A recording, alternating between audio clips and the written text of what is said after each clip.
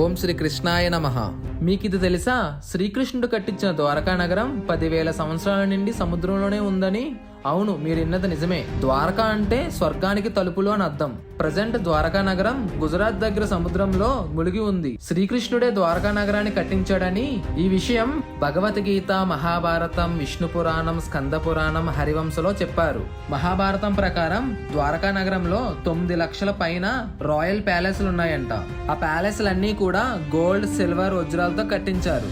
2002లో సైంటిస్టులు సముద్రాన్ని పరీక్షించగా highly advance గా ఉన్న నగరాన్ని గమనించారు. అక్కడ వాళ్ళకి దొరికిన వస్తువుల్ని, రాళ్ళని కార్బన్ డేటింగ్ చేశారు. ఆ పరీక్షలో 7,000 సంవత్సరాల నుండి 9,500 సంవత్సరాలు పాతవని తెలుసుకున్నారు. అవును, మీరు విన్నది నిజమే. ఈజిప్షియన్లు, చైనీసు, అలాగే ఓల్డ్ అరబ్ సివిలైజేషన్ కన్నా మన శ్రీకృష్ణుడు కట్టించిన ద్వారకదే పురాతనమైనదని ప్రూవ్ అయింది.